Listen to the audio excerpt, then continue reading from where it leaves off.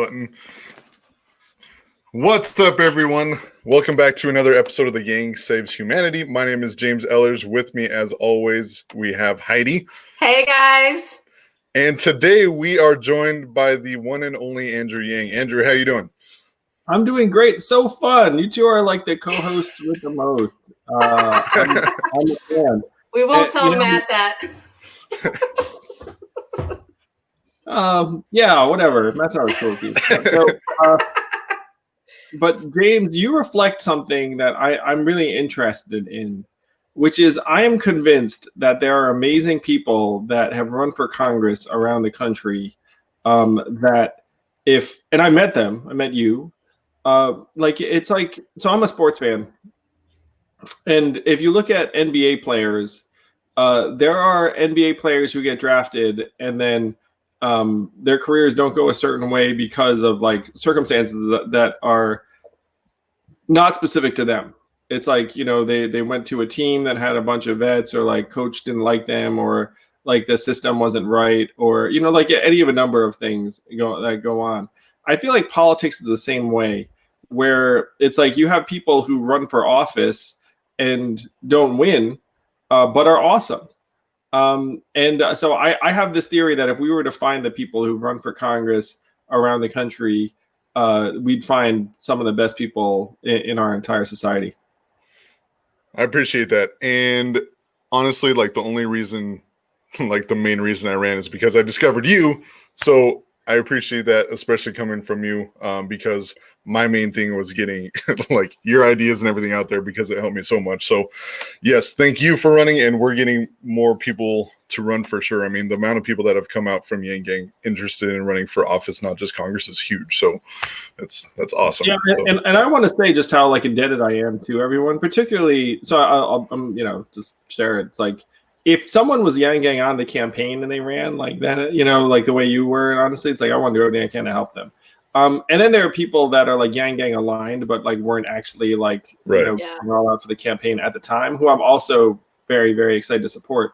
But if you're in that first category, then I really feel indebted. So can I ask if you can give James an honorary endorsement? Very much so. I belatedly and am happy to bestow this honorary endorsement on James. Hey! One of the originals, like one of the original champions before it was even a thing.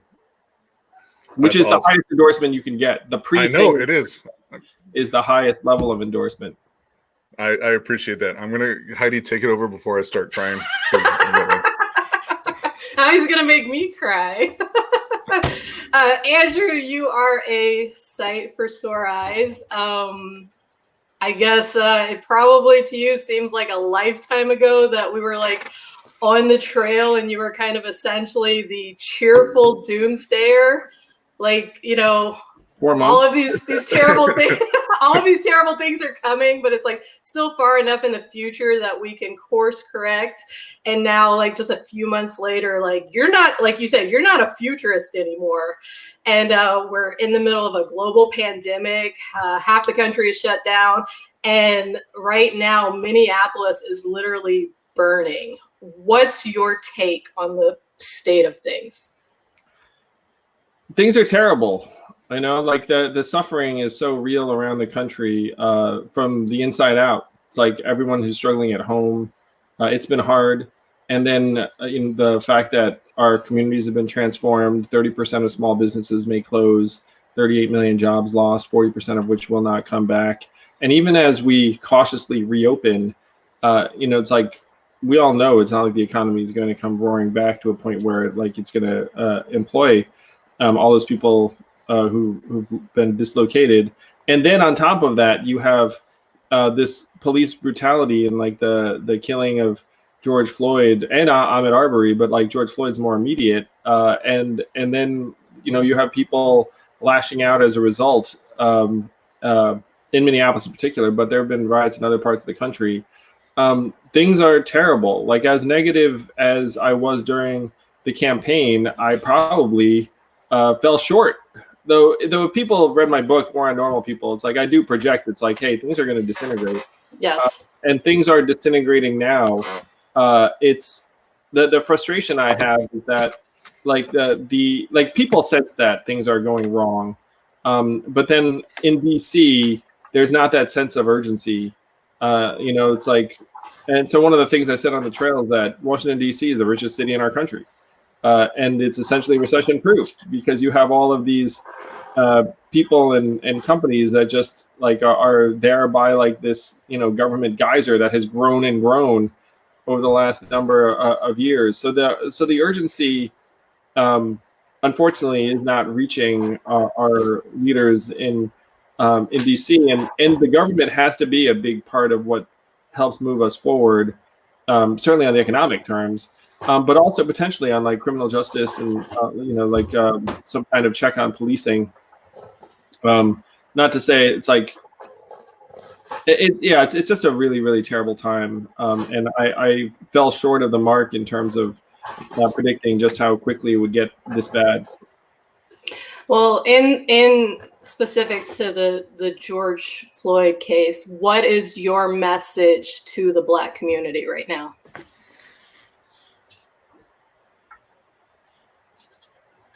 It's heartbreaking to see someone's life snuffed out because they're Black. And Ahmaud Arbery struck me as like very jarring because literally the guy's just like jogging while Black. And then he gets killed by like ordinary citizens. And they were like, well, thought he was like this like robber. It's like bullshit. Like, and so if you're Black in this country, you're like, wait a minute, I can't even fucking jog without like, and then you see someone who's like under arrest, not resisting nonviolent crime, just like killed in front of your eyes. It's like that heartbreak and anger and passion. As someone who's not Black, like I can only imagine what that is like.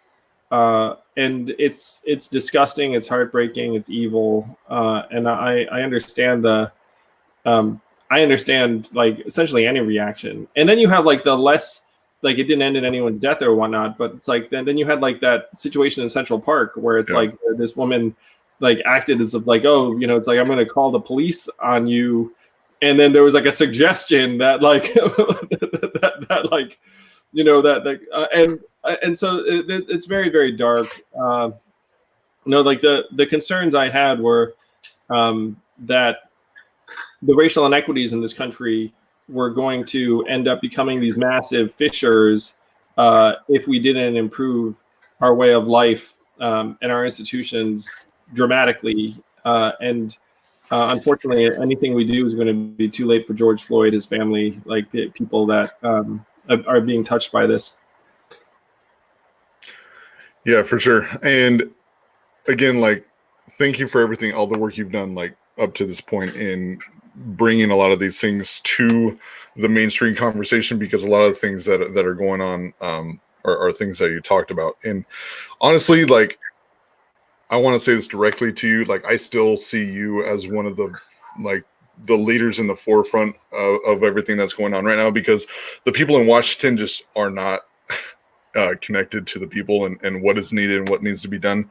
So I literally just wanted to say to you, like, we still look to you as a leader and everything you're doing, and we have your back, like whatever direction. Yeah, like go. You started a movement, Andrew. I know it was a campaign, and it was a presidential campaign, but it's in your book you talked about having your nonprofit where you felt like you were pouring water into a tub with the hole. I actually heard this several times a day on the trail, with the hole ripped out. And so your campaign was never really even about just UBI. So it's not even something that even like these organizations or anything like that can fix. It was a movement. So since you suspended, I think that a lot of Yang Gang has been kind of like, where do we go? What are we doing? Are you the leader of this movement? What is your plan for like the future of the Yang Gang and this movement? I'm so grateful to everyone who supported the campaign, and I agree we need to keep working and do more. And so I'm working on a number of things that I hope excite people. Right now, the most immediate is helping people. So we're distributing economic relief to folks. We're giving it out like today as we speak. Like hundreds of thousands of dollars are going out to folks who applied at Humanity Forward. Yep. MoveHumanityForward.com. You probably know that, but so number one is just taking care of people. And so if you're Yang Yang and you're able to help someone else, like that's enormous. Number two is these local races. So it's been great getting to know folks who are running, some of whom are like hardcore Yang Yang the way that you two were, where we like worked on the campaign, and then others who are like really supportive of universal basic income or human-centered economy or like data-driven. So I've really enjoyed talking to them. They're great, and some of their races are immediate. So like next month. So if you are Yang Yang and you're like, oh, like Andrew's out of the presidential race, let's go help Jen Perlman. Let's go help Russ Cirincione. Let's go help Robbie Goldstein and other candidates around the country. Like our good friend Jermaine, freaking Dr. Jermaine Johnson. So like, so there are people around the country that we can make a big difference in, because the resources necessary to help in those races is not even millions and millions of dollars. It's like you look at a state race like Jermaine's, like if people donate, a few bucks, it's enormously impactful. So number one is helping people. Number two is local races. Number three is, and it's related to local races because some of those races are even national, is continuing to increase pressure on our leaders to have cash relief as part of the response to the pandemic. And there are dozens of legislators around the country that are supportive. 80% of Americans support it. I mean, really, if our government worked better, like that would be enough. It's like, well, 80% of Americans support it. Let's just do it. Instead, hundreds of billions are going to the corporations and various bailouts, and then like a smidgen, like 10% or so, going to human beings and people. Would love to reverse that ratio. So we have the people on our side. The moment is ours. Like we have to just keep on agitating for universal basic income and humanization of the economy. And we have a chance right now to put real pressure on people in Congress. And it's related, again, to supporting people who are running. Because one thing that's happening, and I'm so proud of this, is that if you are a sitting member of Congress and you're like, like, how do I feel about this cash relief bill? And then there's someone running against you. Literally, we've gotten calls from sitting members of Congress being like, hey, what does it take for me to like avoid having Yang endorse my opponent? And then we're like, endorse, like freaking support the cash relief bill, please. And they were like, and then like in some cases they're doing it. So it's awesome. Like, like that's the lever. That there's the entire, it's like, oh, let's like, make the case and let's do it. But at the end of the day, like we have to get hundreds of legislators on our side. And so we're making strides in that direction. So those are, I'd say, the top three things that if you're, and then number four would be what you all are doing, which is continuing to beat the drum for the vision of the country and ideas and get people excited. And there are many, many people that were like, hey, that Andrew Yang guy was interesting. And then fast forward a few months, they're like, holy crap, like maybe I should look into that guy. so hopefully we can give them, a nice red carpet welcome and help them, find out about the work we're doing and like our vision. So that would be another thing, is just trying to grow the tribe. We're working on a new project that's going to come out a couple weeks from now around trying to activate people's data property rights, which could result in people getting money for their data, which I think is going to be very welcome. Andrew Yang's all about trying to get people money, and so this is another way we can potentially do it.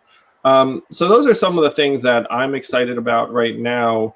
But this is a really great time for us to energize politically, which means helping folks like James who ran. And I'll say, as someone who's run for office myself, and James can speak to this, you're so grateful when someone helps you. It's like when someone's just like really into it. So if the Yang Gang get really into helping our local candidates, it could move mountains. Yeah, and I'm honestly like, it's still only 2020. Like, you literally ran this cycle, and the number of candidates coming out supporting UBI and the platform already is crazy. Like, to me, it's awesome. And like, yes, any help at all, like even if it's like $3, like it Yeah, means a lot. James notices that $3. You know. And what's great with Yeah. Sorry, go ahead. No, I was just thinking about candidates I left out in my little list. So then I was like, oh shit, like, you know. We got like Mike Breuer who's running against Mitch McConnell. What kind of victory would that be if the Yang Gang defeated the Senate Majority Leader, right? Mike Breuer is awesome. We had to do the primary because you have,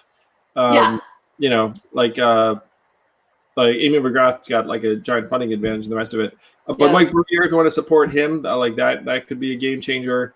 I just felt like I was missing some people, which there's a lot. I mean, Jonathan Herzog, David Kim, Blair Walsingham. And what I want to say is really impressive is like the difference between the Yang Gang and maybe anyone else is the Yang Gang is about action. Like literally the country was up in arms that the Democratic primary was canceled in New York, right? Everybody was like, oh my gosh, this is terrible. But the Yang Gang, Andrew Yang, Jonathan Herzog, you guys were like, let's do something about it. It seems to be like they're, in a lot of instances, people either need permission or they need something. That has to be one of the themes of the Yang Gang is we have to have a massive action orientation. Yes. So I can be like, hey, we should give people money. It's like, hey, or like maybe we can get some money together and then give it to people. Like the line is much, much better than talking about it. So hopefully we can continue to lead through action and activate more people to act in ways big and small. But I agree with you, Heidi. Like, enough talk. Let's act. Let's do it. Okay, and so I want to ask you, Donald Trump right now is on the warpath against Jack with Twitter. What are your thoughts on his talking about issuing an executive order on social media? I think no one has benefited more from social media than Donald Trump. I feel like he's just really running out of plays in the playbook. He's just like turning around, biting any hand that's near him at this point. I think this is a loser for him. I think that. And this is someone that's like, I understand social media has its drawbacks, like very serious drawbacks, and it's something the Data Property Rights Initiative is going to be touching on. But I'm getting increasingly optimistic that people can see through Trump's reaction of the day, and it's like not having the same efficacy that it did. Well, and the fact that he wants to issue an executive order, like this sounds like countries we don't really want to move towards, Heidi, it's interesting because there's a natural reflex, particularly where Trump's concerned, where it's like, oh, you don't want authoritarianism. Yes.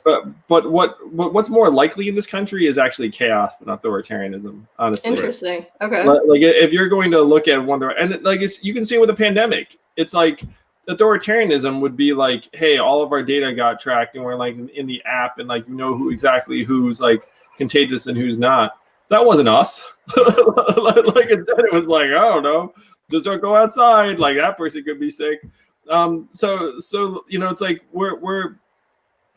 it's funny, like the concern around authoritarianism strikes me as like not the right concern most of the time because it's like even if you look at it's like, oh, you cut off like a particular messaging platform, which no one's done at this point.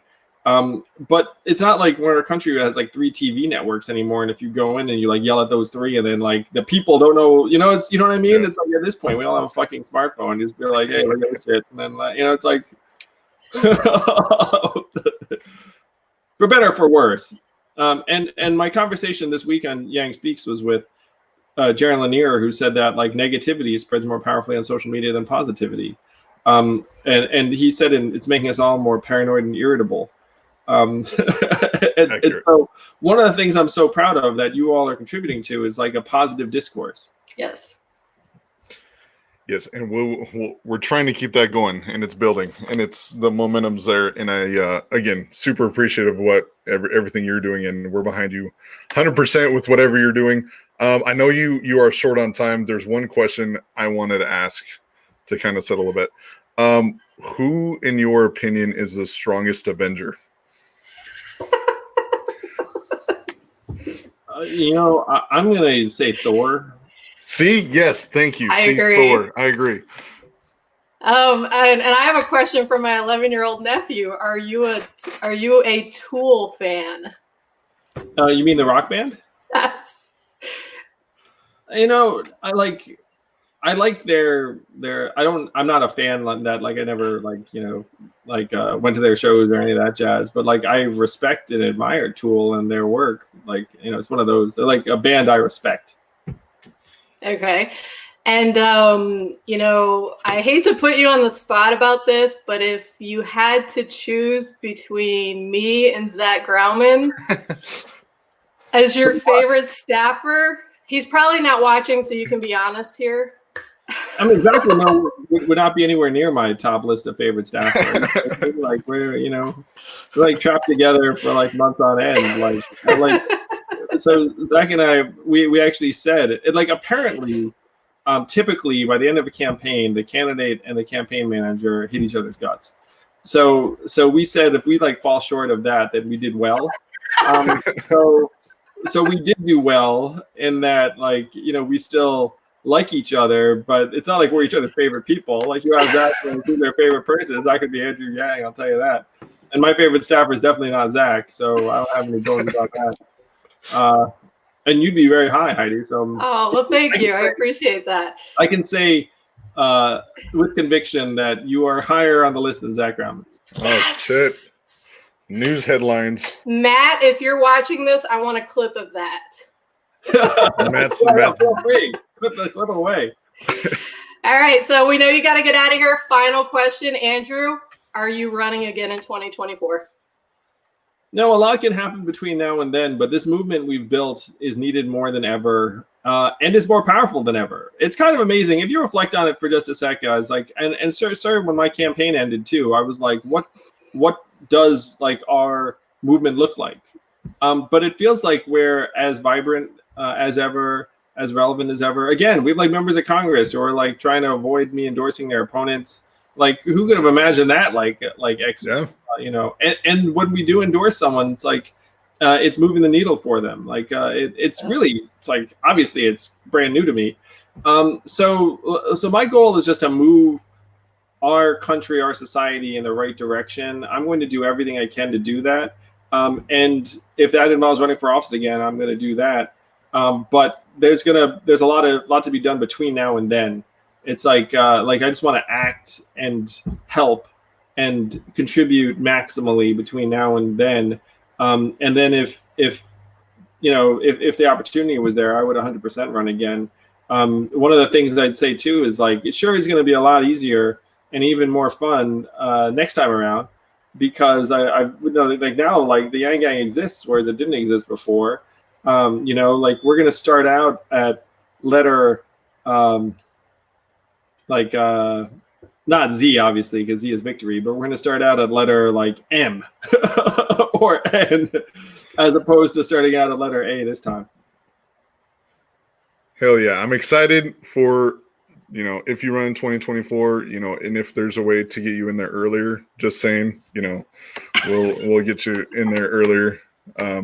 But thank you again for your time, Andrew. I know you have other things set up right now. It was awesome talking to you. Thank you again for everything you do. Yeah. Thank you, James. Thank you, Heidi. Be safe. Thank you. Love you. Miss you. And yeah, we're going to keep on fighting for a better future, and we're going to win. I don't know if you guys can feel it, but we're like, yes.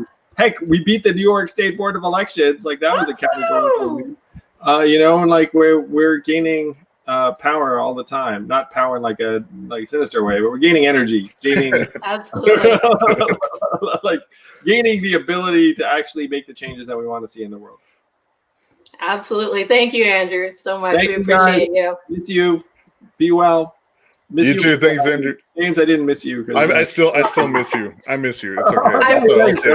I'll say it. No, it's like, don't worry, I'm still here, just still trapped in the bedroom. It's all right. Yeah, me too. Hey.